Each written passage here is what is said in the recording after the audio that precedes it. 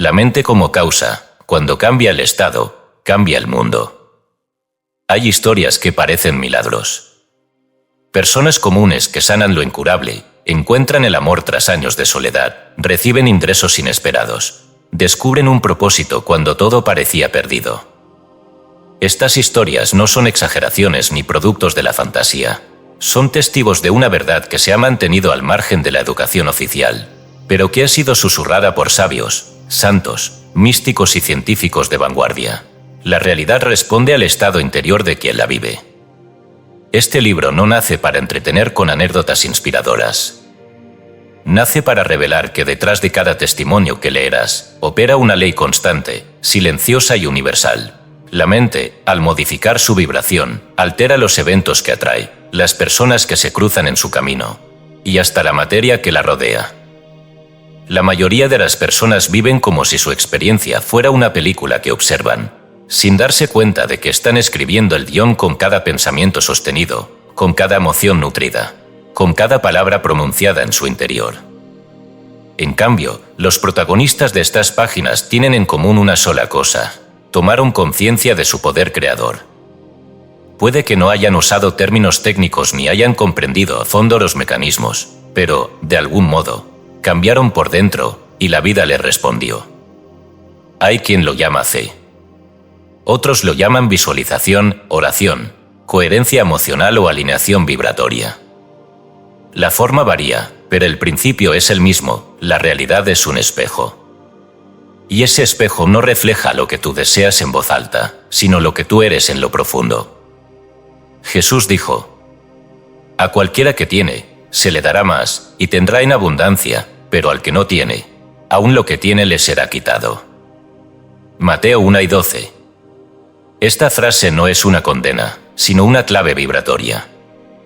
Cuando tú tienes internamente, cuando vibras como quien ya posee salud, amor, abundancia, la vida exterior se ajusta para reflejar esa frecuencia. Pero si permaneces en el estado de carencia, aún lo poco que recibas será inestable. El mundo es reactivo, no activo. Todo comienza en el invisible laboratorio de tu mente. La física cuántica ya ha rozado esta frontera. El observador altera el experimento. El colapso de la función de onda depende del enfoque mental.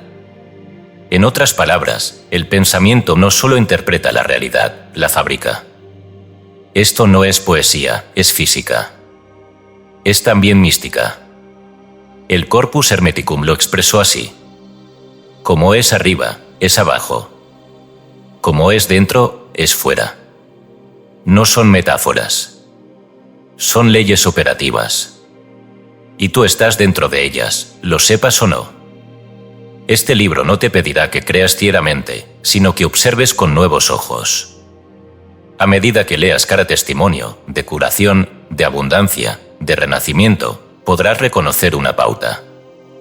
No son eventos fortuitos. Son efectos de un cambio interno, vibracional, invisible pero concreto. Tal vez pienses: eso le pasó a ellos, no a mí. Pero esa idea es parte del viejo programa. El verdadero milagro no es que alguien haya sanado, prosperado o despertado. El verdadero milagro es que tú estás leyendo esto ahora mismo. Porque tu mente, en silencio, ha empezado a sintonizar con una nueva frecuencia. Y si sigues ese hilo, como quien sigue el aroma de una flor aún no vista, descubrirás que tú también eres parte de esta ley. No estás aquí por casualidad. Estás en el umbral de una reescritura.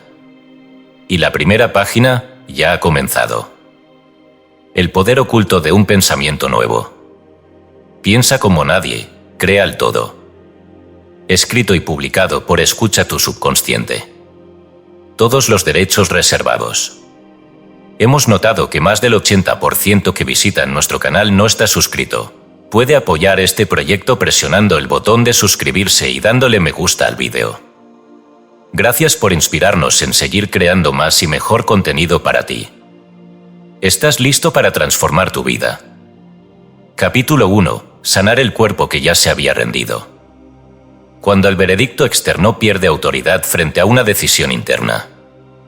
Hubo un tiempo en que la enfermedad era una sentencia.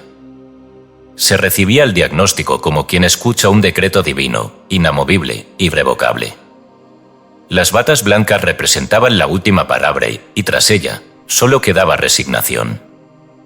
Pero algo ha cambiado en los últimos años. Algo que no comenzó en laboratorios, sino en habitaciones silenciosas, en camas de hospital, en cuadernos donde alguien, desesperado pero no vencido, escribió: «Estoy sano. Estoy completo. Estoy en paz».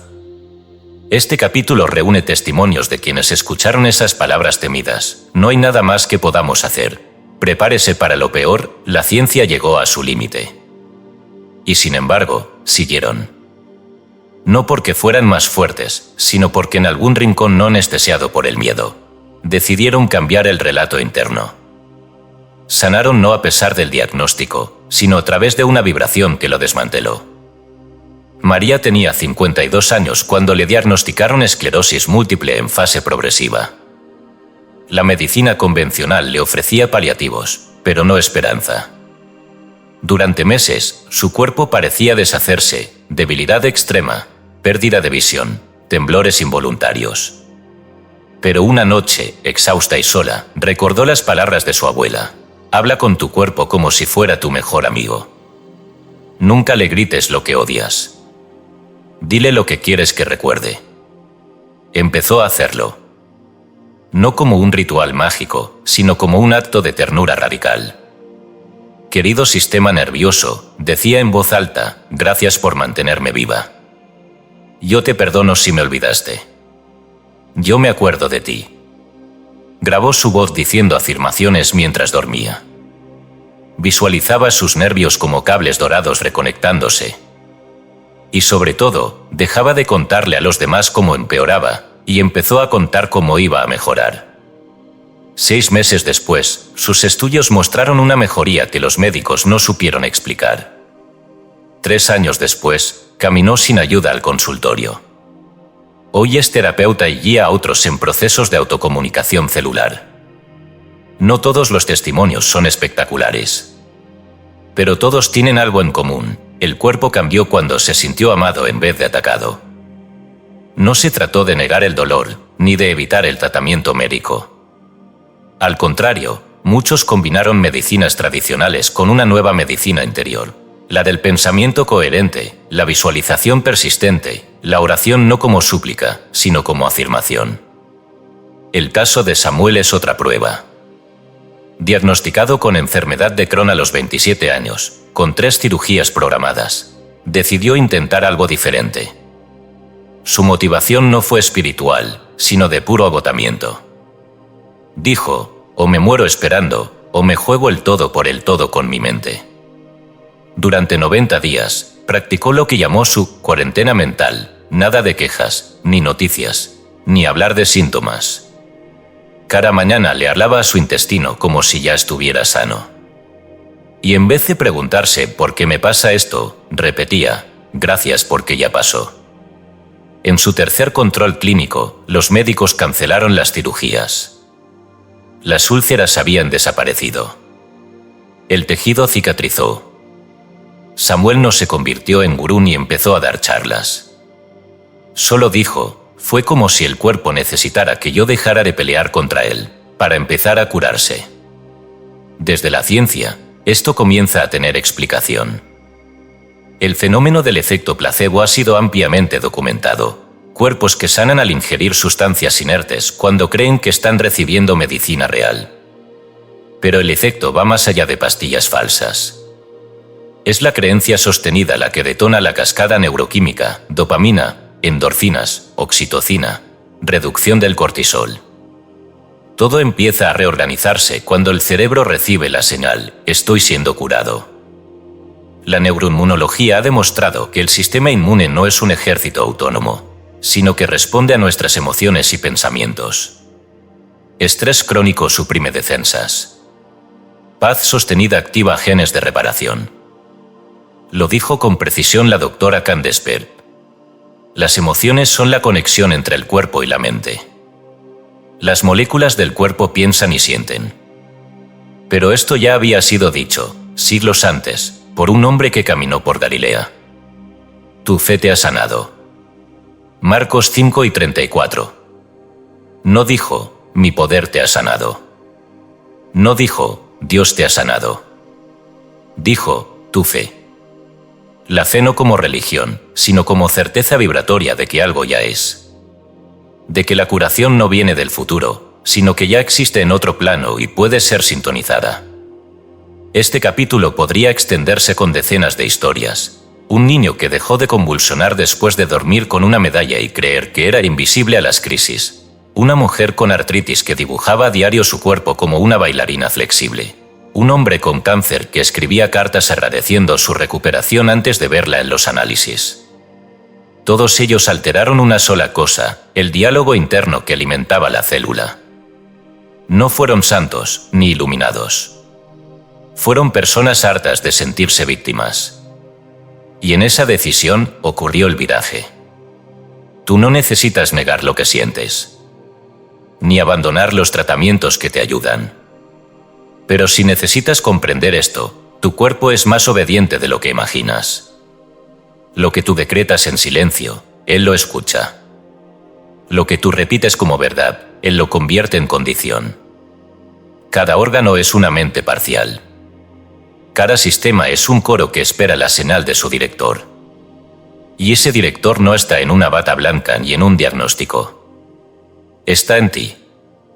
Cuando se dice que una persona volvió a nacer, no es metáfora.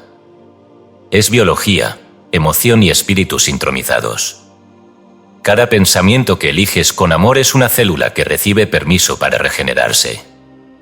Cada palabra que cancelas por miedo es una proteína que decide no inflamarse. Este capítulo no es sobre medicina alternativa. Es sobre la medicina original, la que se activa cuando dejas de vivir en la vibración de la enfermedad y eliges conscientemente la vibración de la vida. ¿Y si ellos lo lograron? ¿Quién te dice que tú no? Capítulo 2. Dinero donde antes había escasez. Cuando la mente deja de vibrar en carencia, la realidad responde con multiplicación. Nadie nace pensando en escasez. El niño pequeño no duda si merece o no un juguete, una galleta o un abrazo. Extiende la mano con inocencia perfecta, como quien sabe, sin haberlo aprendido, que recibir es natural. Pero algo sucede con el tiempo. La mente se llena de frases heredadas. El dinero no crece en los árboles. Primero hay que sufrir para luego merecer. Hay que conformarse con lo poco. Y sin darnos cuenta, esas frases se convierten en cimientos mentales sobre los cuales se edifica toda nuestra experiencia económica. Este capítulo no intenta enseñar fórmulas de inversión ni tácticas para acumular riqueza. Lo que aquí se narra son mutaciones internas que provocaron cambios exteriores en lo financiero, a veces de forma tan rápida que solo pueden explicarse como resonancia vibratoria. No es magia. Es la respuesta natural de una ley universal que había estado funcionando en silencio. La mente creía en carencia, y eso recibía. La mente empezó a creer en provisión, y todo cambió. Andrea, madre soltera y empleada administrativa, vivía al borde de la bancarrota. Deudas acumuladas, tarjetas bloqueadas, notificaciones del banco que abría con temor. Durante años había trabajado más de 10 horas diarias y siempre sentía que no alcanza. Hasta que un día, en un grupo de oración, escuchó una frase que la sacudió: no pidas dinero, pide conciencia de abundancia. Aquella noche, sin entender del todo, se sentó frente a su cuaderno y escribió 33 veces: el dinero me ama. Yo soy canal perfecto de provisión divina. Lo hizo cada noche durante un mes. Al principio se sentía ridícula, impostora. Pero algo comenzó a cambiar. Dejó de pronunciar frases como estoy en quiebra o no puedo pagar eso. En su lugar, comenzó a decir, estoy aprendiendo a administrar bendiciones. A los pocos días, recibió una llamada. Una amiga de la infancia que dirigía una pequeña editorial necesitaba ayuda con informes financieros. Le ofreció un trabajo freelance de medio tiempo que le generaba más ingresos que su salario completo. 2 meses después, pudo pagar su tarjeta. 6 meses más tarde, renunció a su empleo y se dedicó por completo a la asesoría. Pero, según sus propias palabras, el dinero no vino por el trabajo, sino por la confianza que lo antecedió. Historias como la de Andrea no son aisladas. Hay cientos de casos documentados, aunque silenciados por los medios que glorifican solo la lógica, donde personas que modificaron su relación mental y emocional con el dinero, vivieron vuelcos que ningún plan financiero habría predicho.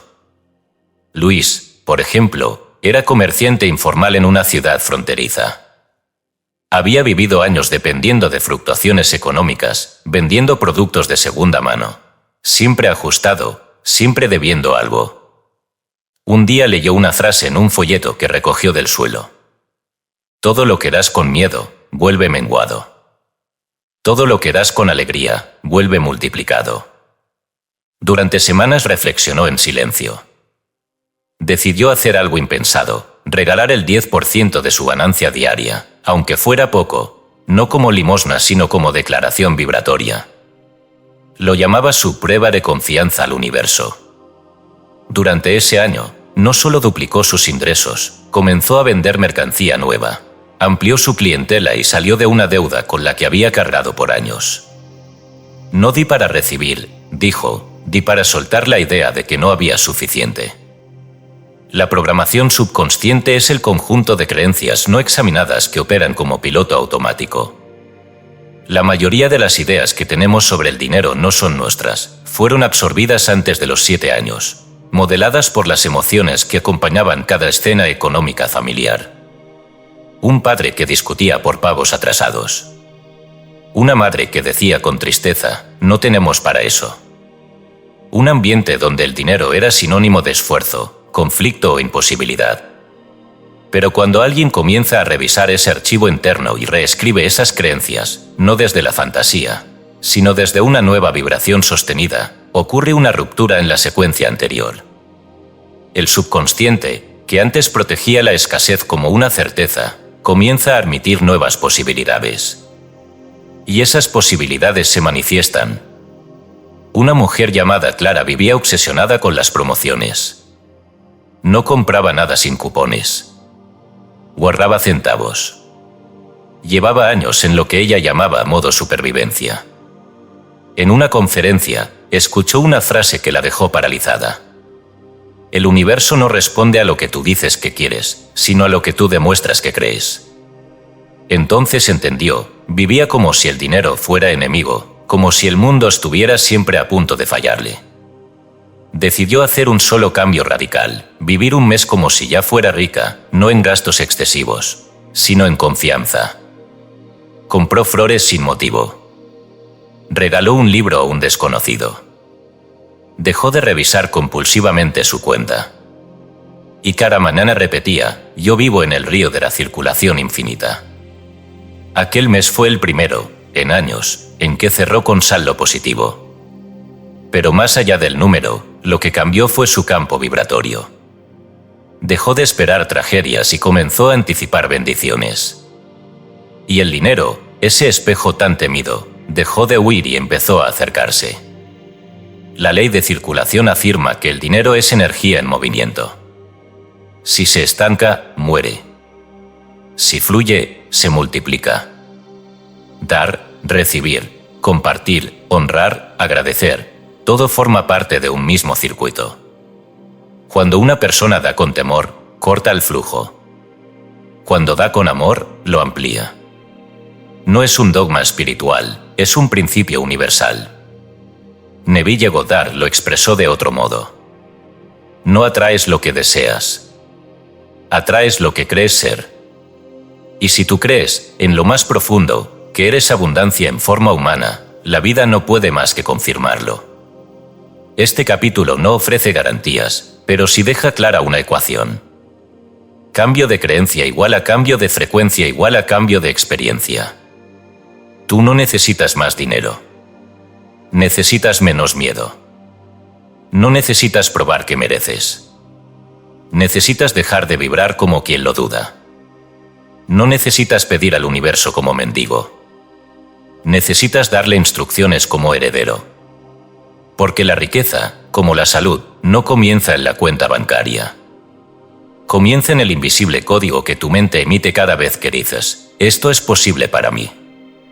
Y si tú lo dices con convicción, el universo, obediente como siempre, se apresura a confirmarlo. Capítulo 3. Relaciones resucitadas. Cuando el otro cambia, no porque haya cambiado, sino porque tú ya no lo ves igual. Si hay un lugar donde las heridas vibran con más fuerza, es en las relaciones humanas. Amores que se enfrían. Amistades que se rompen. Padres e hijos que se distancian. Matrimonios que sobreviven en silencio por costumbre, pero sin alma. A simple vista, parecería que los vínculos se dañan por lo que hace o dice el otro. Pero tras los casos que verás en este capítulo, emerge otra comprensión. Las relaciones no cambian cuando el otro mejora, sino cuando uno mismo deja de proyectar su sombra sobre él. Aquí no hablaremos de consejos para mejorar la comunicación, ni de estrategias de pareja, ni de acuerdos racionales. Estos relatos nacen de un punto más profundo, cuando una persona decide cambiar su estado interior. Las relaciones externas se reconfiguran como por arte invisible. No porque el otro haya sido convencido, sino porque la imagen mental sostenida en silencio tiene más poder que 1000 palabras en conflicto. Marcos y Daniela llevaban 10 años de matrimonio. 2 hijos, 2 trabajos, 2 agendas distintas y una distancia emocional cada vez más difícil de ocultar. El diálogo se había vuelto funcional, seco, burocrático. La intimidad había desaparecido.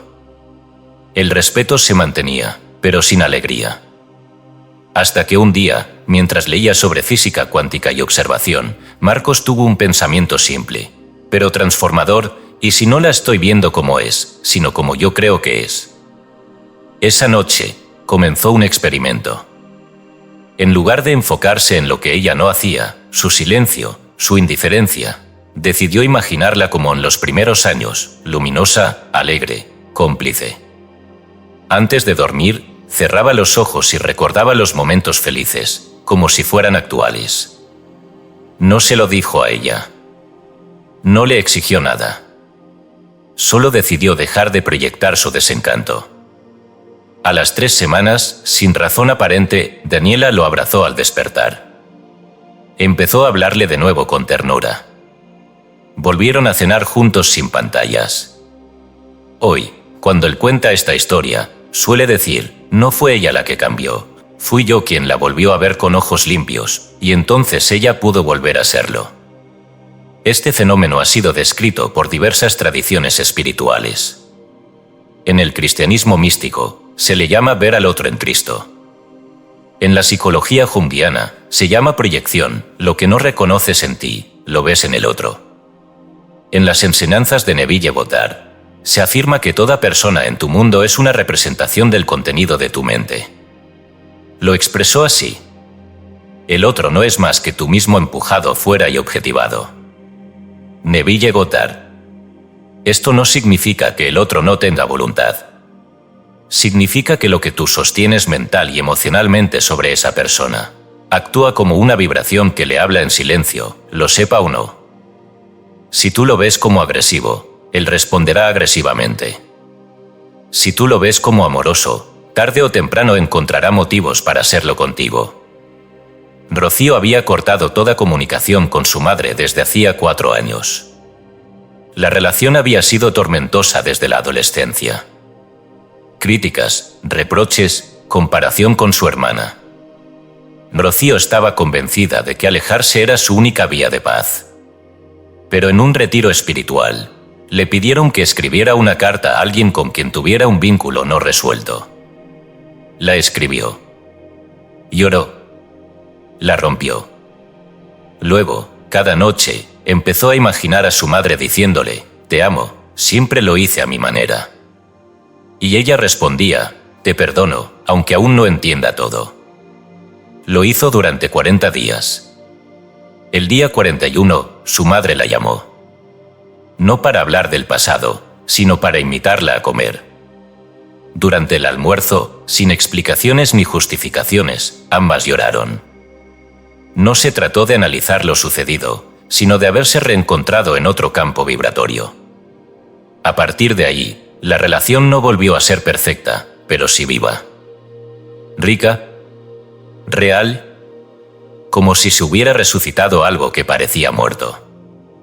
La proyección mental es más poderosa que cualquier reclamo. El conflicto no se resuelve gritándole al espejo. Se resuelve cambiando el rostro que proyectas hacia él. Cuando tú sostienes una imagen del otro en su mejor versión, aunque no lo demuestre todavía, estás sembrando una realidad futura. Puede que tarde. Puede que se resista. Pero si tu imagen es constante, el campo se reorganiza. Esto no es idealismo ingenuo. Es ley espiritual activa.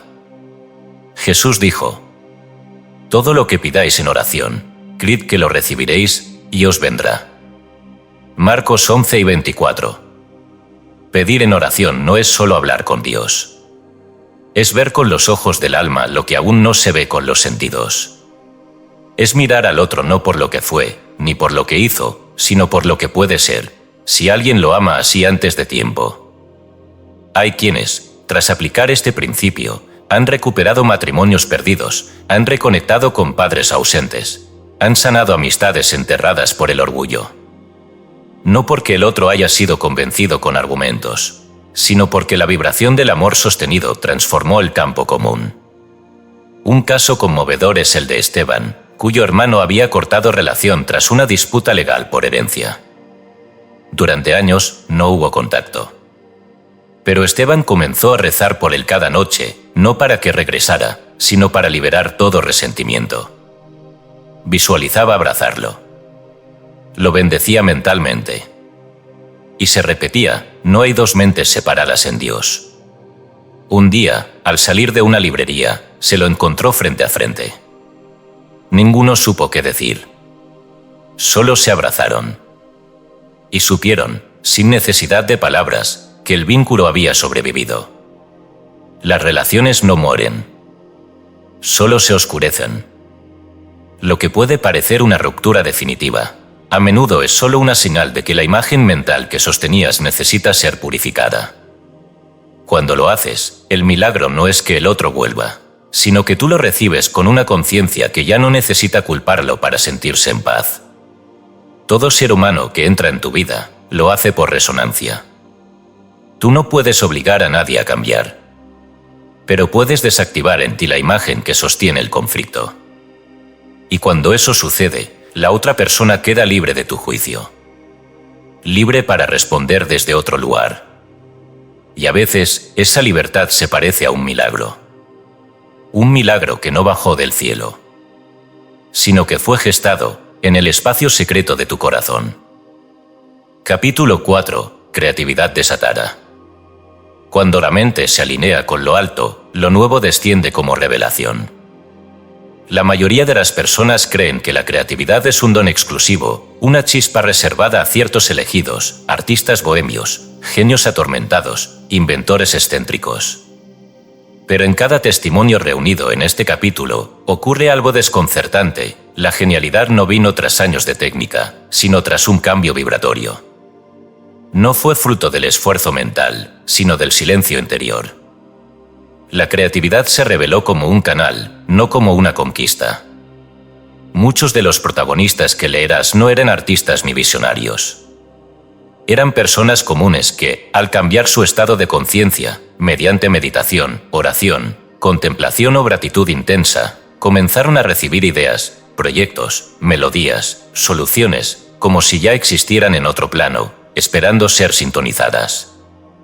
Lo que aparece aquí no es fantasía ni hipérbole. Es el testimonio de mentes que dejaron de buscar hacia afuera y empezaron a recibir desde adentro, o desde arriba, si preferimos ese lenguaje. Porque la creatividad verdadera no se inventa, se recuerda. No se produce, se revela. Camilo era diseñador gráfico. Creativo, sí, pero dentro de los límites habituales de su industria. Logotipos, catálogos, folletos, trabajos que le aseguraban ingresos, pero no entusiasmo. Hasta que, en una crisis personal, comenzó a practicar una forma simple de meditación. Cada noche se sentaba en silencio, sin pedir nada, sin buscar nada, solo respirando y repitiendo en voz baja, «Muéstrame lo que yáis». Al cabo de 2 semanas, comenzó a tener sueños vívidos. Figuras geométricas, texturas imposibles, patrones que jamás había imaginado. Comenzó a dibujarlos apenas despertaba. Lo que empezó como una práctica interior, se convirtió en una nueva línea artística, diseño bioinspirado, orgánico, místico.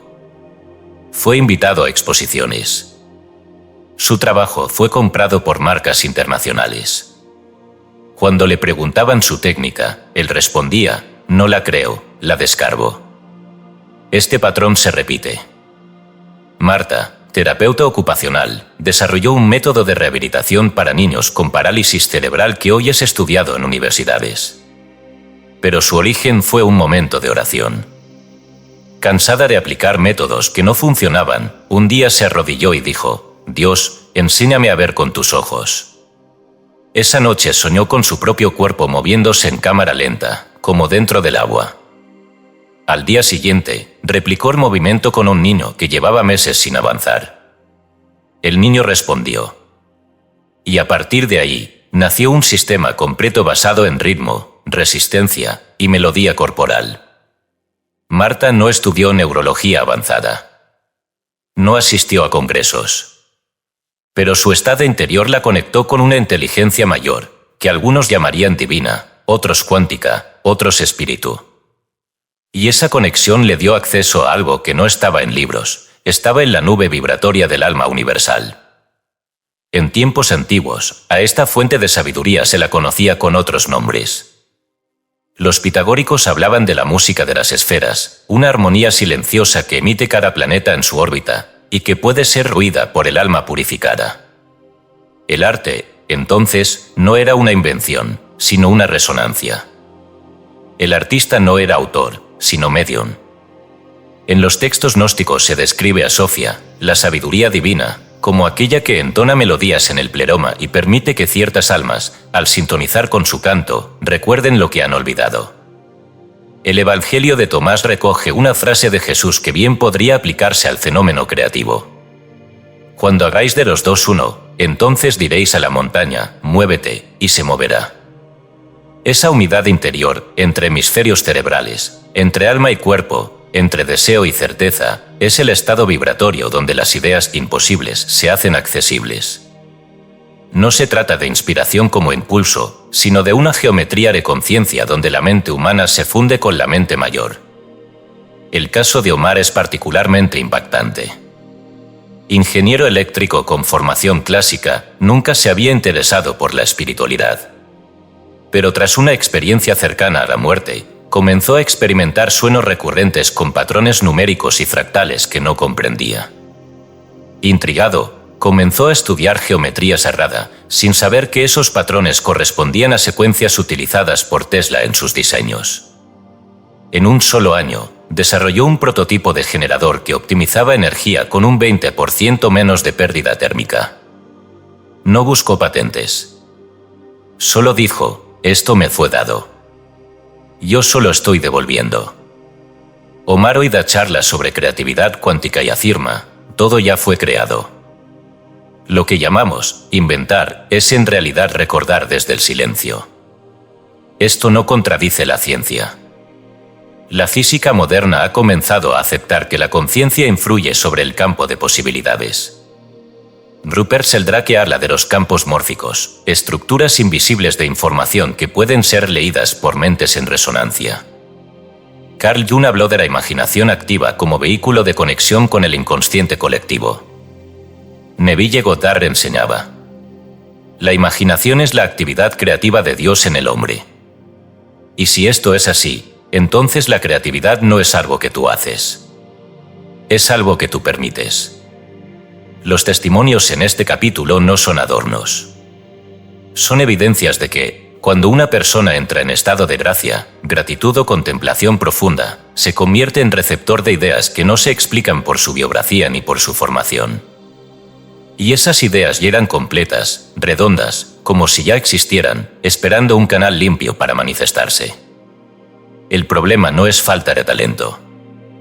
Es ruido vibratorio. Es vivir en ansiedad, juicio, comparación, duda. Cuando eso cesa, la antena se acina. Y lo que parecía un bloqueo creativo, se disuelve. Tú también puedes acceder a esa fuente. No necesitas un título. Solo necesitas subir tu estado interno. El arte más sublime no nace del esfuerzo, sino del estado. Y ese estado puede ser inducido mediante la oración, la contemplación, la danza, el silencio prolongado, el amor intenso, la gratitud radical. La próxima gran obra maestra puede estar esperando, no en tu mente, sino en el campo cuántico, aguardando que tú entres en frecuencia con ella. La pregunta no es, ¿eres creativo?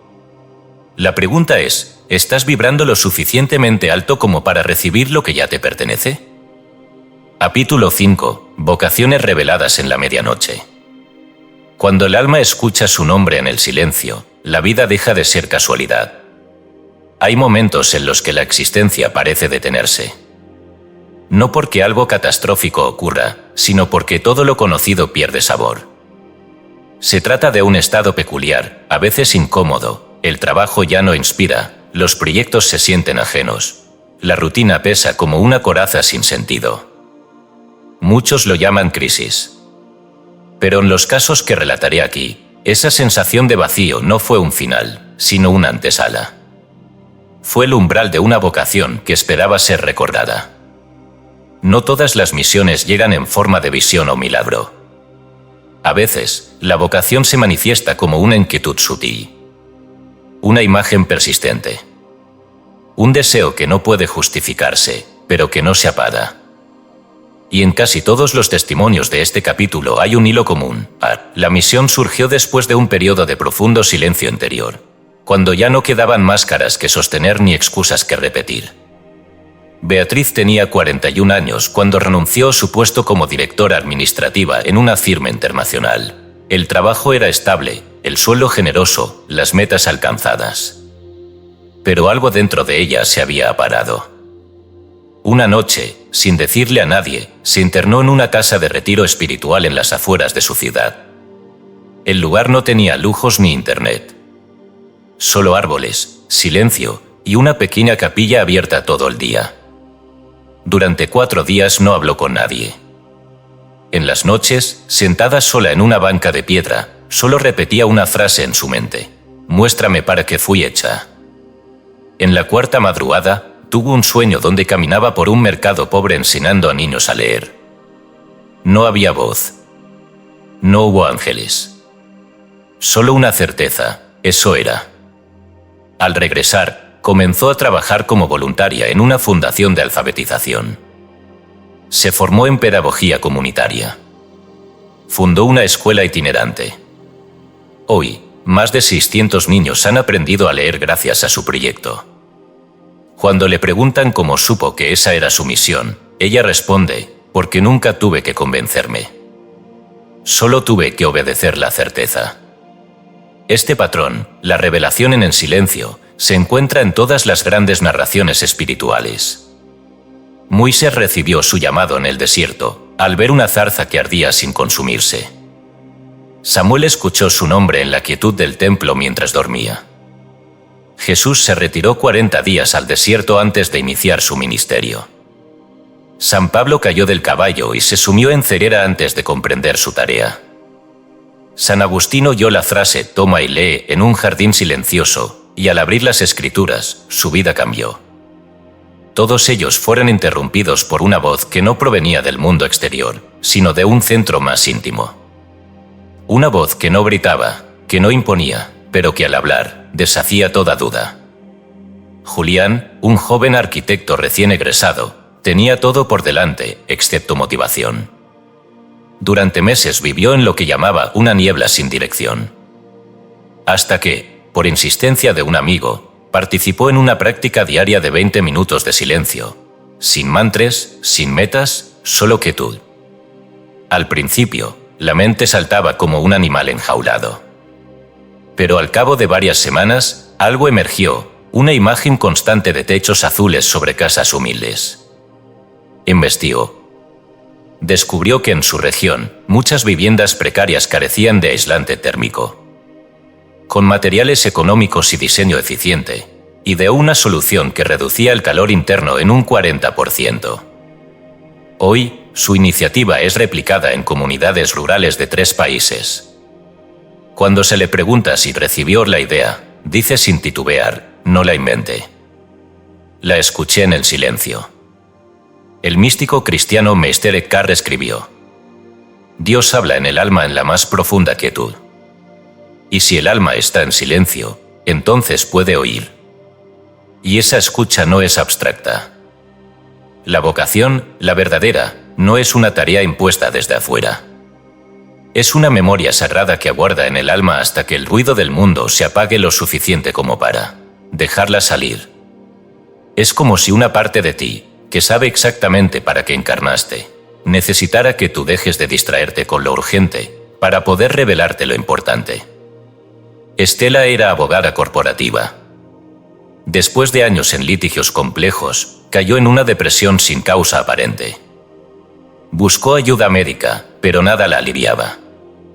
Hasta que un día, sin motivo racional, comenzó a despertar a las 3:33 de la madrugada cada noche. La sensación era siempre la misma, como si alguien la llamara. Al principio lo ignoró. Luego comenzó a sentarse en su sala y simplemente escribir lo que le venía a la mente. Sin juzgar. Sin filtro.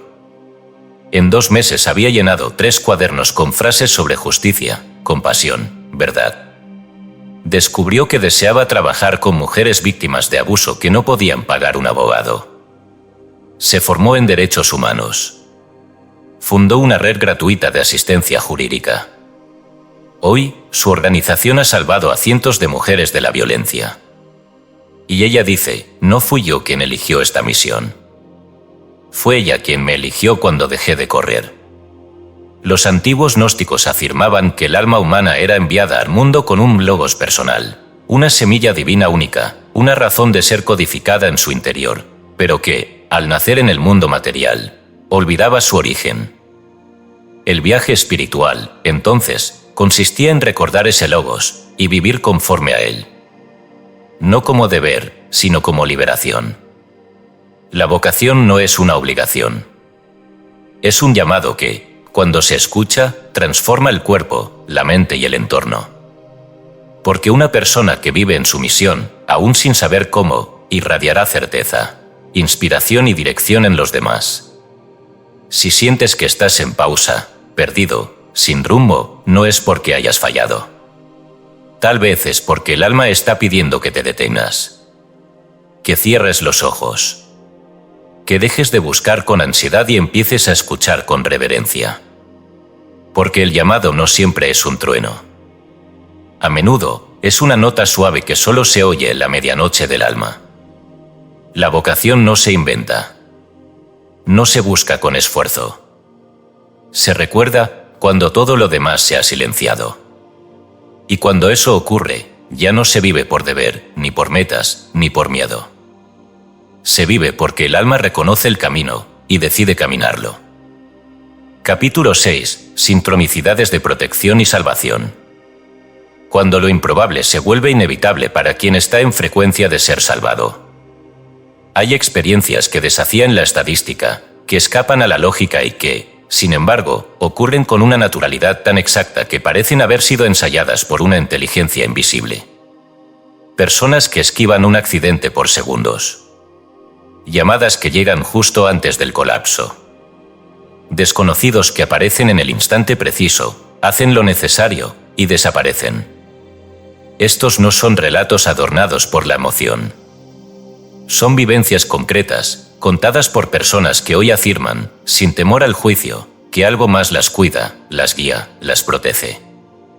En todas estas historias se repite un mismo pulso. La intervención sucede cuando el pensamiento racional se rinde y emerge una obediencia interna, una certeza sin lógica, una voz sin palabras que simplemente dice: muévete ahora, gira por allí, espera, detente. No es paranoia. Es intuición en su forma más pura, una tecnología vibratoria que opera más allá del tiempo y del espacio, siempre disponible, pero pocas veces escuchada. Mariela tenía 33 años y trabajaba como enfermera nocturna en una ciudad del norte. Una noche, saliendo de su turno habitual, caminó hacia la parada del autobús como cada día. Pero al acercarse, sintió una incomodidad extraña. Todo parecía normal, misma hora, mismas luces, misma gente. Y sin embargo, algo en su cuerpo, no en su mente, le dijo que no subiera. Esperó. 10 minutos después, una patrulla pasó a gran velocidad.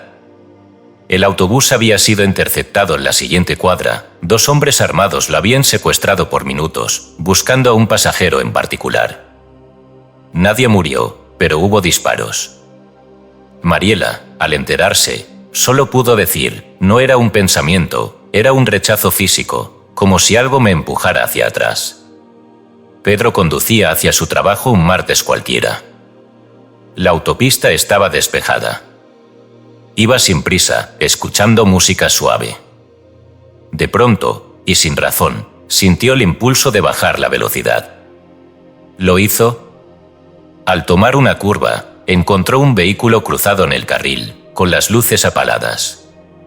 De haber ido a su velocidad habitual, no habría tenido tiempo de frenar. Más tarde se enteró que, 5 minutos antes, el coche había perdido el control por una falla mecánica. Pedro no conocía al conductor, no había signos previos. Solo un susurro interno, desacelera. Estos casos no son raros. Lo que es raro es que se reconozca su naturaleza sagrada. Porque lo que llamamos casualidad, a menudo es causalidad vibratoria, orquestada por campos de información más amplios que nuestra lógica lineal puede procesar. La física cuántica ha comenzado a rozar estas explicaciones. David Bohm propuso la existencia de un orden implicado, una dimensión subyacente donde toda la información está contenida de forma no local, y desde donde puede emergir lo visible. En ese orden profundo, todo está conectado, todo está entretejido, todo se responde. Y la intuición sería, entonces, una interfaz con ese campo, un radar sutil que traduce el mapa oculto en impulsos inmediatos. No hay necesidad de palabras. Basta con estar en sintonía. Isabel tenía 70 años y vivía sola en el campo. Una madrugada despertó de golpe, sin saber por qué. Un impulso la llevó a caminar hacia la cocina, donde notó un olor tenue a gas. Revisó y encontró una fuga en la válvula del tanque. De no haberla detectado, el encendido automático del calentador habría provocado una explosión esa misma mañana. No escuchó una voz. No soñó con llamas. Solo despertó, se levantó y salvó su vida. Nunca antes me había despertado a esa hora, dijo. No fue miedo. Fue como una caricia que me jalaba de la cama. ¿Y qué decir de los ángeles anónimos? Personas que aparecen en el momento justo, ayudan sin pedir nada, y luego desaparecen como si nunca hubieran estado. Testimonios abundan. Un ciclista rescatado por un hombre que lo sacó de la vía segundos antes de que pasara un camión, y que nadie más vio. Una joven que se extravió en la montaña y fue guiada por una mujer que le dio agua y dirección, pero cuyo rastro jamás fue hallado. Un niño que cayó al río y fue sacado por alguien a quien ninguno de los presentes conocía, y que jamás apareció en las cámaras. ¿Ficción? ¿Sugestión colectiva? ¿O una manifestación puntual de una fuerza protectora que actúa cuando la vibración del corazón está abierta? Los textos sagrados no callan sobre esto. El Salmo 91 promete: pues a sus ángeles mandará acerca de ti, que te guarden en todos tus caminos. En las manos te llevarán, para que tu pie no tropiece en piedra. Y en Hebreos 13, 2 se advierte: no olvidéis la hospitalidad, porque por ella algunos, sin saberlo, hospedaron ángeles. La tradición gnóstica y esotérica también lo sugiere. Cuando una persona entra en cierto grado de coherencia interior, el universo responde con lo que necesita, incluso si eso incluye alterar los eventos externos o introducir presencias no explicables. No se trata de intervenciones mágicas, sino de respuestas sistémicas a un estado vibratorio elevado. Porque la intuición, lejos de ser un capricho, es una brújula cuántica que funciona cuando la mente se calla y el corazón se afina. Aquel que vive en miedo constante distorsiona la señal. Aquel que vive en alerta suave, en escucha abierta, en rendición confiada, capta con claridad el mensaje, el aviso, el desvío que salvará su camino. No siempre sabrás por qué detuviste tu viaje. No siempre entenderás por qué te diste la vuelta. Pero si aprendes a confiar en esa voz que no grita, en esa sensación que no razona, entonces descubrirás que la vida cuida a quien cuida su frecuencia. Y lo imposible, a veces, se convertirá en rutina. Lo improbable, en protección. Y tú, en testigo viviente de una red invisible que nunca te ha dejado solo. Porque la sincronicidad no es suerte. Es resonancia con un orden mayor que ya sabe hacia dónde vas y desea que llegues. Capítulo 7. El milagro cotidiano de la gratitud. Cuando agradecer no es cortesía, sino la tecnología más rápida de transformación vibratoria.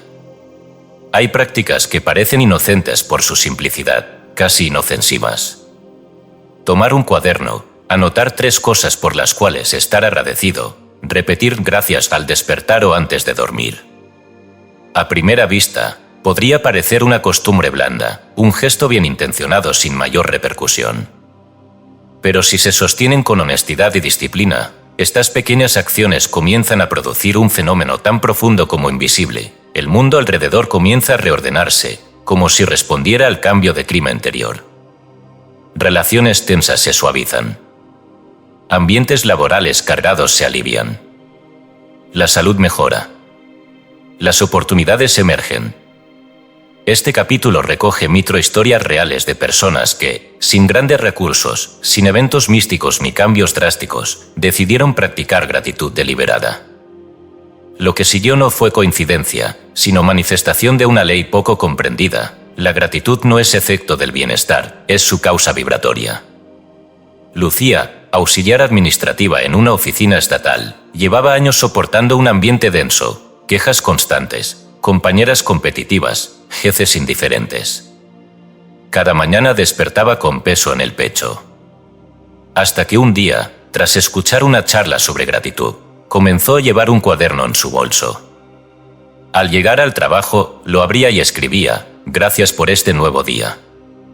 Gracias porque tengo voz para decir lo que pienso. Gracias porque hoy puedo ser luz donde nadie la espera. No pidió nada. No reclamó justicia. Solo agradeció, silenciosamente, por lo que aún no era evidente. A la tercera semana, una compañera le confesó que se sentía distinta cuando estaba cerca de ella. Al mes siguiente, fue invitada a participar en un nuevo proyecto. Al año, le ofrecieron una promoción. Cuando se le preguntó qué cambió, Lucía solo dijo: no cambiaron ellos. Cambió el aire dentro de mí. Julián, padre de 3 hijos y técnico en refrigeración, había caído en una rutina gris. Poco tiempo, muchas cuentas, distanciamiento creciente con su familia. Una noche, tras discutir con su esposa por una trivialidad, decidió intentar algo diferente. Tomó una hoja de papel y escribió: gracias porque mis hijos me aman, aunque a veces no lo vean. Gracias porque puedo perdonar a tiempo. Gracias porque en mí está la paz que deseo ver en casa. Al día siguiente, colocó la nota en su billetera. Durante semanas, repitió el ejercicio. No cambió su tono. No predicó a su familia. Solo cambió su narrativa interna. A los 2 meses, su hija mayor, con quien apenas hablaba, le pidió que la llevara al colegio para platicar un rato. Su esposa empezó a preparar juntos el desayuno. Nada espectacular, pero todo había cambiado. El hogar no se reformó por decretos externos, sino por el cambio silencioso del corazón que eligió agradecer primero y recibir después.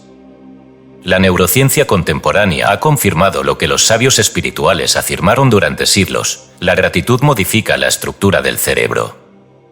Estudios con resonancia magnética funcional muestran que al practicarla de forma sostenida, se activan zonas vinculadas al bienestar, la empatía y la toma de decisiones positivas, como el córtex prefrontal ventromedial. Además, disminuye la actividad de la amígdala, vinculada al miedo y la reactividad. La neuroplasticidad, la capacidad del cerebro de reconfigurarse con base en la experiencia, se ve estimulada cuando se entrena la mente para buscar lo bueno, incluso en lo mínimo. La gratitud, entonces, no es solo emoción, es ejercicio mental reestructurador. Y lo más sorprendente es que, una vez que el cerebro se habitúa a agradecer, comienza a filtrar la realidad para encontrar más motivos de agradecimiento.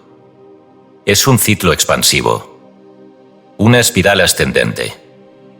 Pero el fenómeno no es solo cerebral. El Instituto Earhart, en California, ha estudiado durante décadas la resonancia cardíaca, la coherencia electromagnética que ocurre cuando una persona experimenta gratitud genuina, compasión o amor.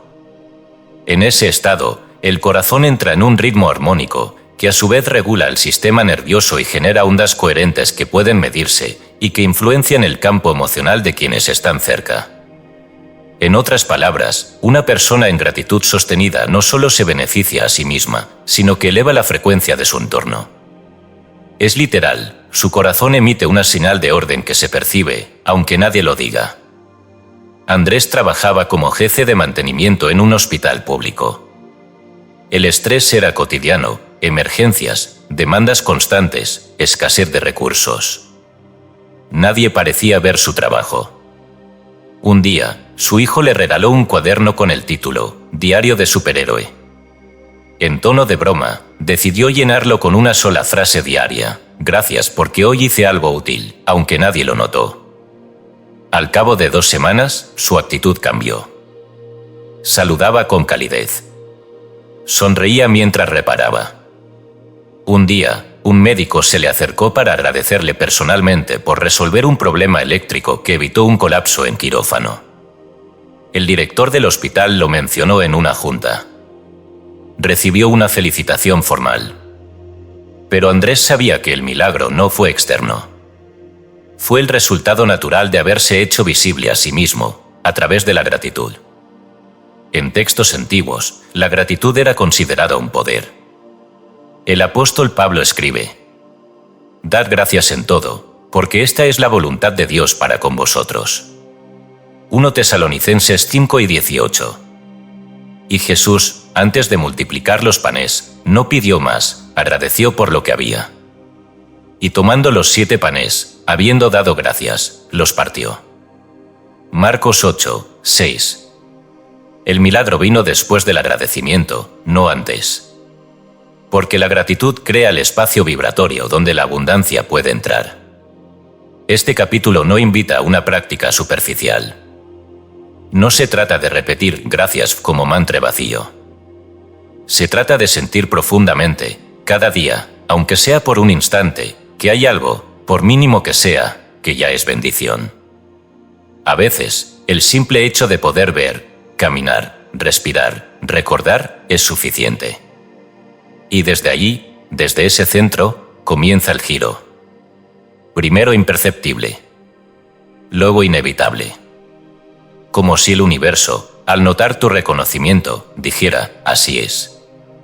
Hay más de dónde vino eso. La gratitud no es el resultado de tener una buena vida. Es la causa secreta de que la vida se vuelva buena. Y quienes lo practican, aun sin saberlo, comienzan a emitir una melodía sutil que ordena el caos, suaviza los vínculos y abre puertas que parecían selladas. Porque el universo, aunque vasto, escucha una sola lengua de inmediato. Y esa lengua se llama gracias. Capítulo 8. Más allá de la probabilidad estadística. Cuando el deseo sostenido vence la lógica y lo improbable responde a la certeza anterior. Hay hechos que, al contarse, generan sonrisas escépticas. Una persona gana una lotería a la que solo jugó una vez. Otra rompe un récord personal sin entrenamiento previo. Alguien se presenta a una audición sin experiencia y obtiene el papel estelar. ¿Azar? ¿Suerte? ¿Coincidencia? A primera vista, todo apunta a una anomalía estadística. Pero quienes han vivido estos eventos desde dentro saben que la verdadera causa no estaba en la mecánica externa, sino en una vibración interna mantenida con absoluta convicción antes de que el hecho ocurriera. Este capítulo es una colección de narraciones que desafían la estadística. No por capricho, sino porque la mente vibrando en certeza deja de obedecer las probabilidades y empieza a generar posibilidades. La física cuántica lo ha insinuado, los místicos lo han vivido. Y las personas comunes, cuando deciden abandonar el cómo y habitar el ya es, terminan accediendo a eventos que para los demás parecen imposibles. Ignacio, vendedor ambulante en una ciudad del sur, jamás había jugado la lotería.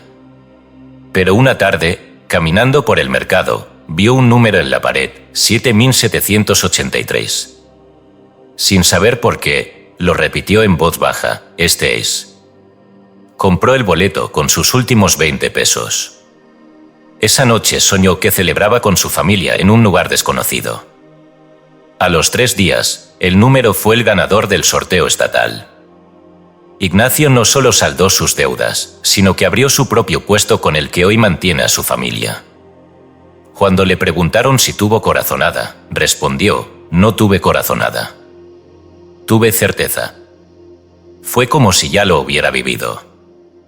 Mariana entrenaba maratones desde hacía años, pero jamás había logrado quedar entre los primeros lugares.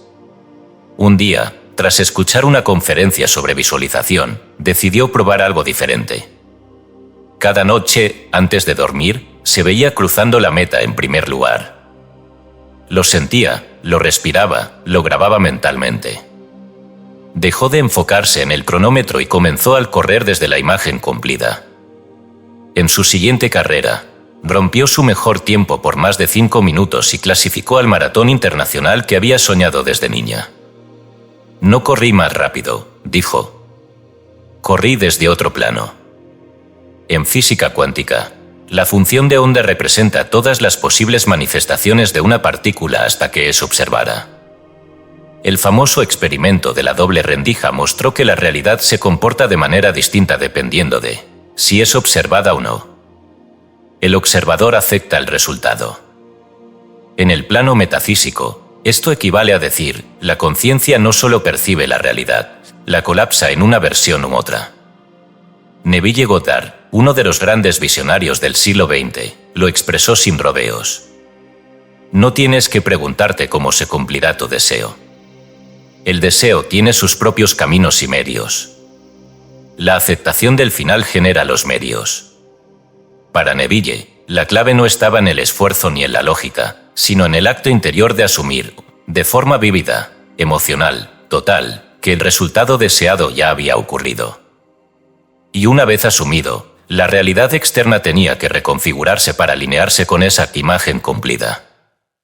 Carlos, maestro de primaria en una comunidad rural, soñaba con publicar un libro de cuentos ilustrados para niños. No tenía recursos ni contactos editoriales. Pero durante un retiro de silencio, visualizó durante horas la portada del libro, el nombre del autor, el suyo, y a niños leyendo en voz alta sus historias. Lo repitió durante semanas. Un día, una antigua alumna que ahora trabajaba en una fundación cultural lo contactó sin saber nada del proyecto. Le pidió permiso para incluir uno de sus cuentos en una campaña. Ese cuento fue ilustrado. El libro fue impreso y distribuido gratuitamente en 30 escuelas del país. Lo imposible no ocurrió por azar. Ocurrió porque Carlos lo vivió internamente antes de verlo físicamente. En estos casos, y en muchos otros que no caben en estas páginas, hay un mismo denominador. El deseo fue acompañado por una imagen mental clara, una emoción congruente y una fe inquebrantable, incluso cuando todo decía lo contrario. No hubo obsesión por el cómo. No hubo ansiedad. Solo una certeza que operaba en silencio, como una orden amorosa dada al campo cuántico. Y el campo respondió. Hay quienes dirán que no todo se puede manifestar. Y es cierto, la manifestación no responde a deseos pasajeros ni a caprichos mentales, sino a vibraciones estables, coherentes, consistentes. Si tu emoción está mezclada con duda, miedo o necesidad, el resultado será difuso. Pero si el deseo está acompañado por gratitud anticipada, certeza vivida y ausencia de resistencia. Entonces lo improbable se vuelve inevitable. Esto no niega las leyes del mundo. Las trasciende sin violarlas. El universo es probabilístico para la mente ordinaria, pero es completamente plástico para la conciencia que ha dejado de vibrar en duda. Es aquí donde la imaginación se vuelve la herramienta más poderosa que existe. No como escape, sino como código de activación. Neville decía: imagina lo que deseas como si ya fuera real. Persiste en esa suposición. Vive en ella. Y si lo haces, se manifestará en tu mundo. Y los testimonios que llenan este capítulo no hacen más que confirmarlo. Personas que entraron a concursos con miles de participantes y ganaron. Opositores que obtuvieron plazas con puntuaciones exactas, sin saber cómo. Artistas que fueron descubiertos por casualidad, justo después de decidir verse a sí mismos como ya descubiertos. Padres que manifestaron el embarazo esperado, tras años de intentos clínicos. Individuos que consiguieron residencias, becas, cambios radicales, no por méritos visibles, sino por asumir desde dentro que ya eran el tipo de persona que vivía esa realidad. Cuando asumes tu visión como cumplida, dejas de pedir y comienzas a gobernar. Cuando vives como si ya fuera, colapsas la onda y eliges el camino. Y cuando agradeces de antemano, abres la puerta que la duda mantenía cerrada. Este no es un capítulo sobre milagros. Es un capítulo sobre las leyes ocultas que gobiernan lo que la estadística no puede explicar. Y si tú comprendes esto, entonces la pregunta ya no es: ¿cuál es la probabilidad de que me suceda? Sino: ¿estoy dispuesto a vivir, pensar, sentir y agradecer, como si ya hubiera sucedido? Porque desde ese instante, el universo no tendrá más opción que decir: así es. Capítulo 9. Vida después del diagnóstico final. Cuando la enfermedad no es una condena, sino un portal hacia la verdadera identidad. Hay noticias que paralizan. Un diagnóstico definitivo. Una palabra escrita en un sobre cerrado. Un dictamen médico que, sin intención de herir, señala que no hay cura, no hay marcha atrás, solo queda aprender a convivir con la condición. Para muchos, ese momento representa el inicio de una batalla agotadora o una resignación sin esperanza. Pero hay quienes, frente al mismo veredicto, optan por otra ruta. No la del enfrentamiento ciego ni la negación, sino la del despertar interior. Este capítulo recoge testimonios de personas que, al recibir un diagnóstico crónico, no se limitaron a sobrevivir, sino que comenzaron a vivir con propósito renovado, con visión espiritual, con una paz inexplicable para quienes los rodeaban.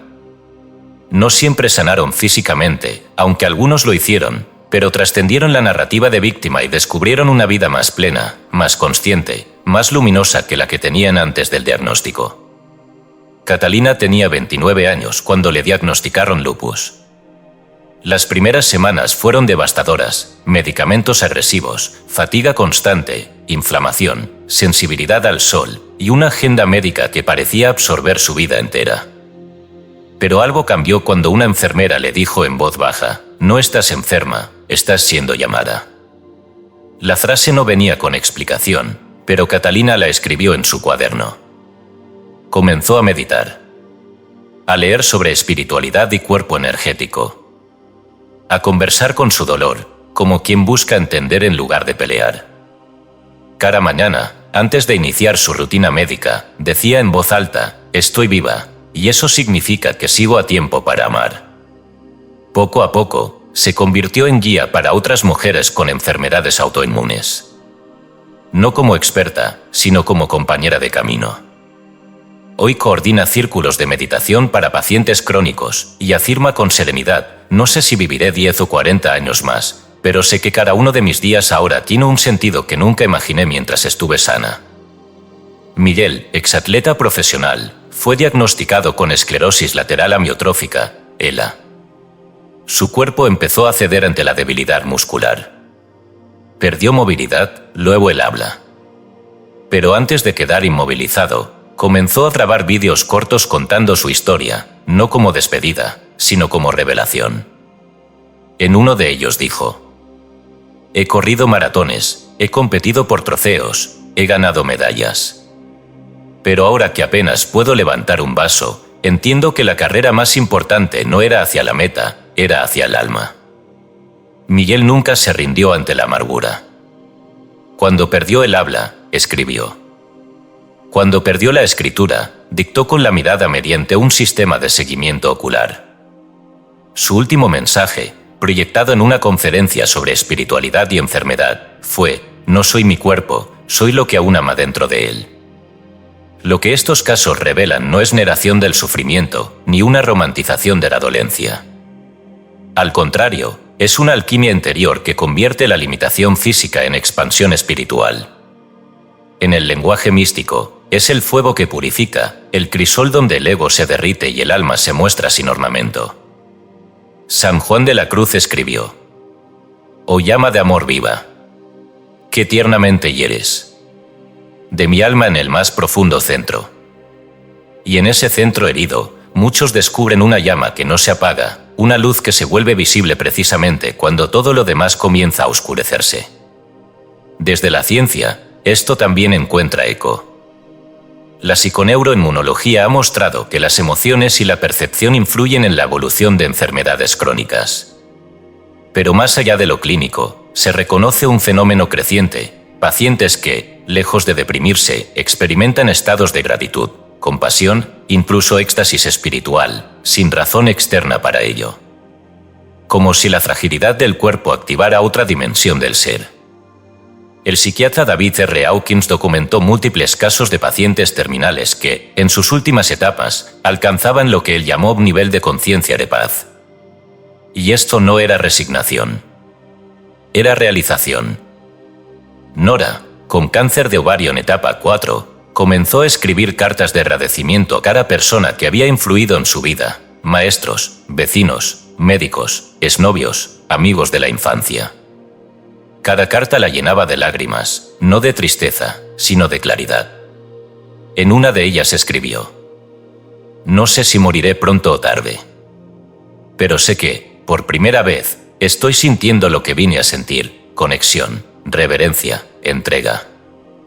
Pasaron los meses. Las expectativas médicas fueron superadas. Su cáncer no desapareció, pero su ansiedad sí. Hoy vive con dolor físico, sí, pero con una libertad emocional que ella describe como mi verdadera sanación. Lo que une a todos estos testimonios es la ruptura con la idea de que el diagnóstico es destino.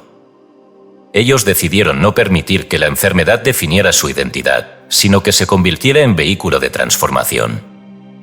Algunos incluso afirman que, si pudieran regresar el tiempo, no evitarían la enfermedad, porque gracias a ella conocieron dimensiones de sí mismos que antes estaban dormidas. La enfermedad no siempre viene a destruir. A veces viene a desnudar la conciencia de todo lo superfluo y revelar la joya que estaba enterrada en lo profundo. Para algunos, es el único lenguaje que el alma encontró para ser escuchada. Porque el cuerpo puede doler, puede fallar, puede limitar. Pero hay algo en ti que no se enferma, no se acorta, no se acaba. Y cuando vives desde ese lugar, el diagnóstico pierde su poder de condena. Y se convierte en una puerta hacia el sentido, la rendición y la revelación. No todos los cuerpos se curan. Pero toda alma que despierta ya está sana. Capítulo 10. Comunidades metamorfoseadas. Cuando un pequeño grupo cambia su vibración, el campo entero se reconfigura. El mundo tiende a creer que los grandes cambios sociales vienen desde arriba: políticas públicas, reformas estructurales, decisiones masivas. Sin embargo, la historia, y los casos que aquí leerás, cuentan otra verdad. A veces, basta con que un puñado de personas comience a ver distinto, hablar distinto, vibrar distinto, para que toda una comunidad se vea arrastrada, sin saber cómo, hacia una transformación profunda. En este capítulo se documentan metamorfosis colectivas, barrios con altos índices de violencia que se volvieron espacios de arte y colaboración, escuelas dominadas por la desmotivación que renacieron en creatividad, empresas desgastadas por la competencia que descubrieron la potencia del propósito. y en el centro de cada historia, un núcleo pequeño de individuos que no predicaron, sino que sostuvieron una nueva frecuencia. Este fenómeno tiene sustento no solo espiritual, sino cuántico y sociológico. El físico Maharishi Mahesh Yogi propuso la teoría de la masa crítica, según la cual cuando al menos el 1% de una población entra en estado elevado de coherencia, todo el sistema comienza a ordenarse espontáneamente. No por imposición, sino por resonancia. La colonia Los Laureles, en las afueras de una ciudad centroamericana, era conocida por su inseguridad.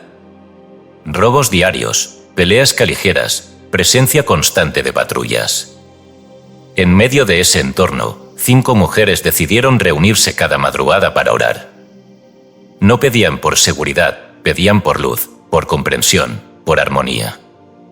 No organizaban marchas ni hacían denuncias.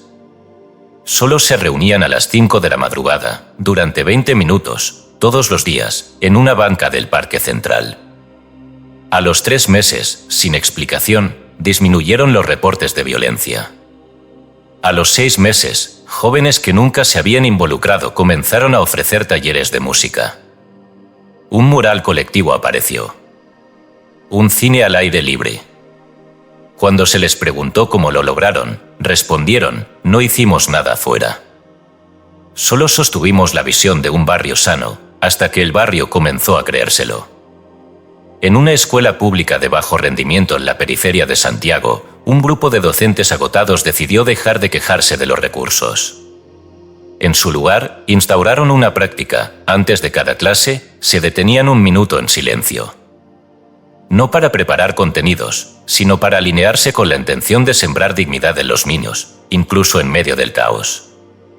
Comenzaron a escribir pequeñas notas afirmativas y anónimas para sus alumnos: confío en tu mente, tu voz es necesaria, hay un genio en ti que aún no se ha mostrado. Estas notas circulaban como semillas. En menos de un año, la matrícula aumentó. La deserción escolar se redujo. Algunos alumnos comenzaron a leer poesía en los recreos. Cuando se les preguntaba por el cambio, muchos decían: es que ahora aquí se siente distinto. En el mundo empresarial también ocurre. En una firma de diseño saturada por la competencia interna, un pequeño grupo de empleados comenzó a reunirse en secreto, no para conspirar, sino para bendecir el trabajo de sus compañeros, sin que éstos lo supieran. Cada lunes, antes de la jornada, dedicaban 10 minutos a imaginar que todos en la oficina se sentían inspirados, valorados, enfocados. No había eslogans. No se les otorgaron cargos. No compartieron su práctica. Pero en pocos meses disminuyeron las renuncias. Aumentaron las ideas colaborativas. El clima laboral se volvió menos áspero.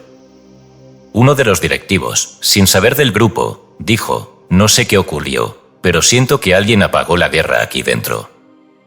La masa crítica, según Maharishi, tiene un efecto multiplicador. No requiere convencer a todos. Basta con una minoría vibrando con intensidad suficiente, en coherencia, para que el campo global se reorganice. El físico Yonah Gelin, al replicar estudios sobre meditación trascendental, demostró que en ciudades donde un pequeño porcentaje de la población meditaba en sincronía, los índices de criminalidad descendían notablemente, incluso sin interacción directa con quienes cometían los delitos.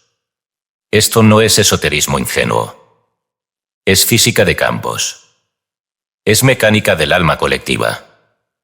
La Biblia también lo insinúa. En el Génesis, Dios le dice a Abraham que si encuentra apenas 10 justos, no destruirá la ciudad. Y Jesús declaró: donde 2 o 3 se reúnen en mi nombre, allí estoy yo. Mateo 6:20. No se necesita una multitud. Se necesita unidad vibratoria. Hay lugares enteros esperando ser redimidos. Pero el milagro no vendrá desde el gobierno, ni desde la ayuda externa. Vendrá desde 1 o 2 corazones que se atrevan a sostener una visión más alta. Aun cuando nadie más la vea. Aun cuando parezca inútil. Aun cuando nada afuera lo confirme. Estos relatos son prueba de una verdad que los antiguos sabían: cuando alguien cambia de nivel de conciencia y lo sostiene, su campo electromagnético altera el entorno. es inevitable. Es ley. ¿Y si eso ocurre con una persona? Imagina lo que puede pasar cuando 5 lo hacen juntos. ¿O 20? ¿O 100? No esperes el gran cambio para comenzar a vibrar distinto. Vibra distinto y el cambio vendrá. Porque la comunidad no es una masa externa. La comunidad eres tú, vibrando como ya quisiera vibrar el mundo. Y cuando lo haces, aunque nadie lo diga, todos lo sienten. Y todo empieza, en silencio, a cambiar. Capítulo 11. La segunda oportunidad de la Tierra. Cuando la conciencia despierta en unidad con la naturaleza, el planeta responde con regeneración. Hay un tipo de milagro que no ocurre en el cuerpo humano ni en la cuenta bancaria, sino en la misma piel de la Tierra. Espacios áridos que vuelven a florecer, ríos contaminados que recuperan su pureza, ecosistemas enteros que regresan a la vida cuando un grupo de personas decide relacionarse con el entorno no como propietarios, sino como guardianes. Este capítulo está dedicado a ellos, seres humanos que no esperaron una política global ni un fondo internacional para comenzar el trabajo más sagrado de todos, sanar el cuerpo vivo del mundo. Y lo hicieron a través de 2 fuerzas, intención vibratoria consciente y acción inspirada y sostenida. No basta con la teoría ecológica. La regeneración comienza cuando el espíritu se alinea con la vida misma y actúa como si ya no hubiera distancia entre el humano y la tierra. En un pueblo de montaña llamado Valle de los Sauces, en el sur de América, los campesinos habían abandonado las laderas secas. La erosión, el viento y la deforestación habían dejado la zona convertida en polvo. Durante años se repitió la sentencia: nada volverá a crecer aquí. Hasta que un maestro jubilado, Ramiro, de 67 años, comenzó a plantar árboles solo. Sin ayuda, sin maquinaria, sin permisos. Cada mañana subía con un balde, un arbolito y una oración, que esta raíz despierte a su memoria. Durante 5 años fue considerado excéntrico. Hasta que un grupo de jóvenes decidió acompañarlo. Lo que comenzó como un acto solitario se convirtió en un movimiento comunitario. Hoy, el llamado Bosque de los Reunidos cubre más de 30 hectáreas. Es hábitat de aves que no se veían desde hacía décadas. Ramiro dice: yo no sembré árboles. Yo recordé el alma del suelo. En Kenia, un grupo de mujeres liderado por Wangari Maathai, Premio Nobel de la Paz, logró plantar más de 50 millones de árboles a lo largo de 2 décadas. Pero más allá de los números, lo que sorprendió fue el impacto psicológico. Al sembrar, ellas sanaban heridas invisibles. Muchas de estas mujeres eran viudas de guerra o víctimas de desplazamiento. El acto de tocar la tierra, nutrirla, verla brotar, generaba en ellas un renacer interior. Wangari decía: cuando sanamos la tierra, sanamos nuestras almas.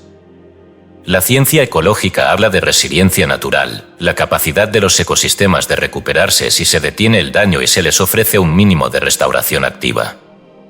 Pero lo que estos casos demuestran es algo más. La naturaleza no solo espera que el daño cese, responde al amor consciente, al respeto, a la vibración de quien se acerca con humildad.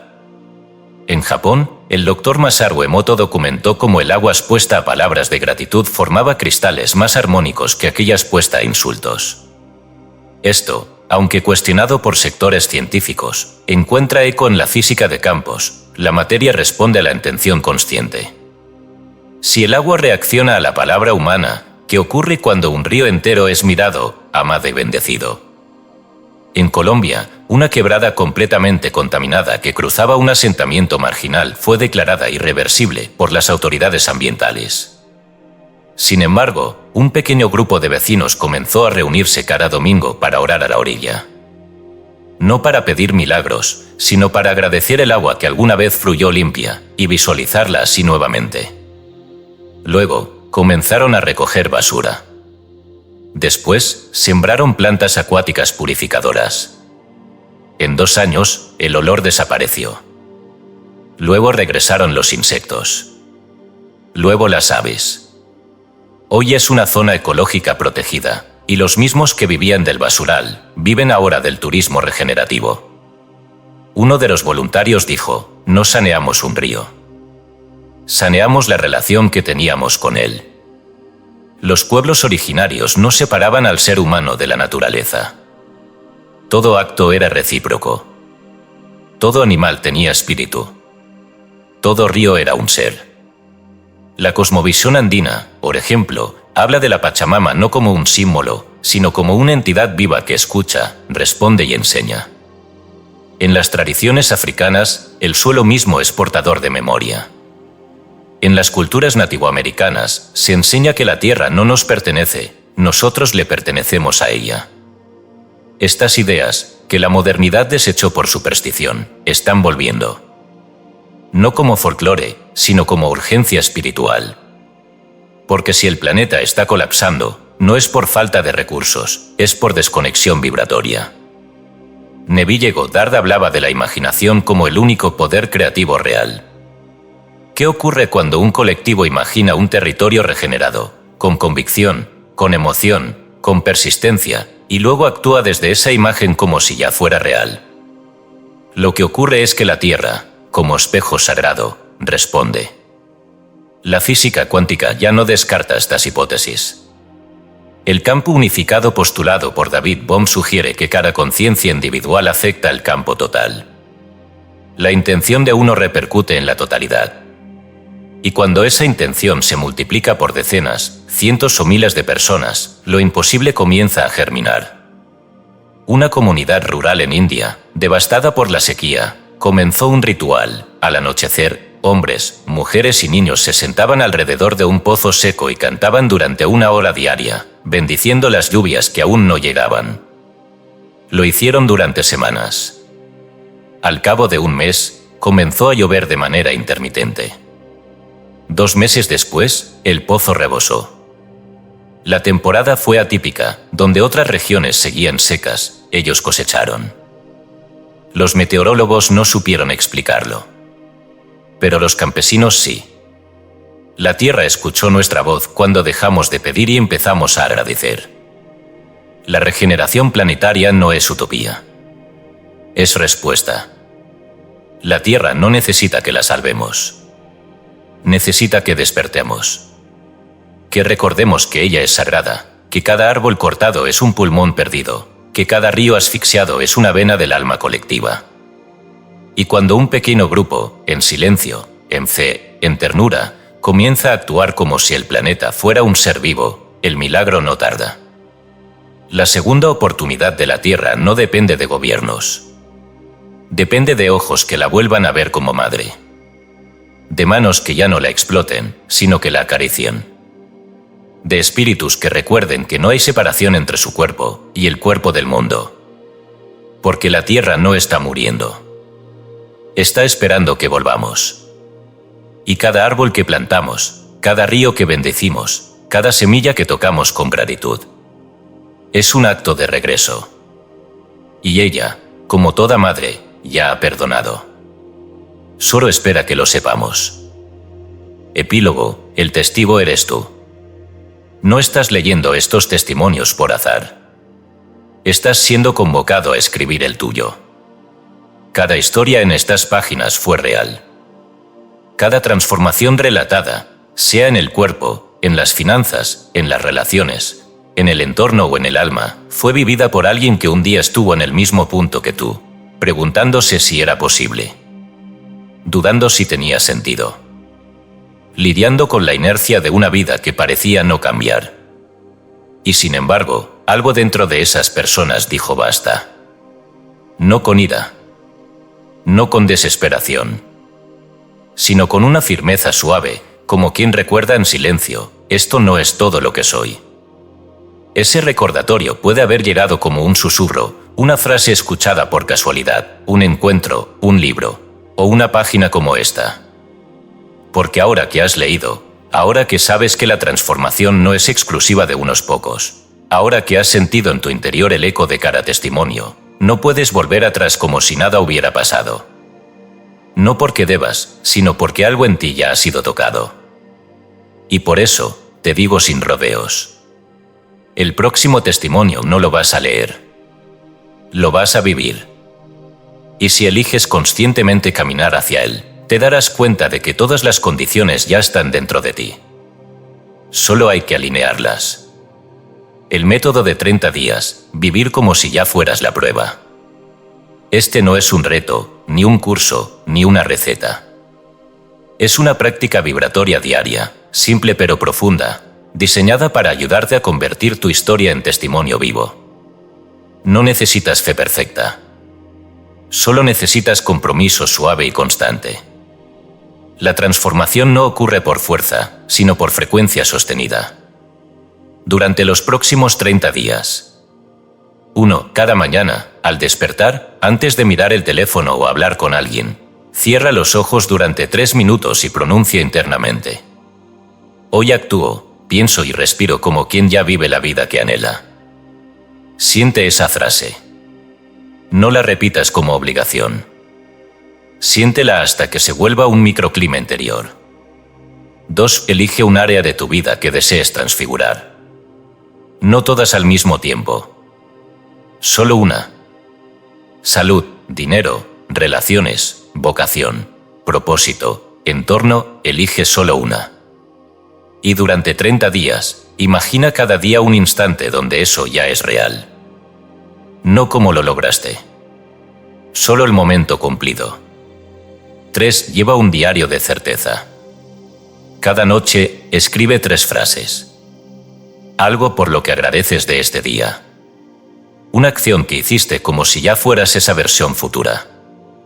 Una afirmación como cierre: estoy en camino y el camino me reconoce. 4. Una vez por semana, comparte en voz alta, aunque sea solo contigo frente al espejo: estoy escribiendo mi testimonio. Cada día cuenta. 5. No te justifiques ante nadie. No expliques este proceso. No busques aprobación. Esta es una conversación entre tú y lo invisible. Después de 30 días, algo habrá cambiado. Quizás no el resultado externo inmediato, aunque puede ocurrir, pero sí la vibración desde la cual vives. Y desde esa vibración, lo demás no podrá evitar responder. Porque tú no atraes lo que deseas. Atraes lo que ya estás dispuesto a encarnar.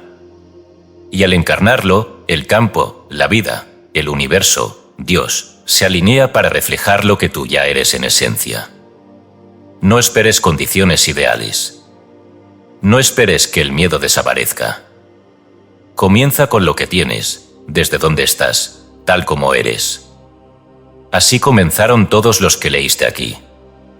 Y así comienzan los milagros auténticos. Esta no es una despedida. Es una señal. El próximo libro podría llevar tu nombre. El próximo relato podría comenzar con esta frase: yo también dudé, hasta que decidí probar. Porque el testigo eres tú. Y el universo entero está esperando para mostrarte que siempre lo fuiste.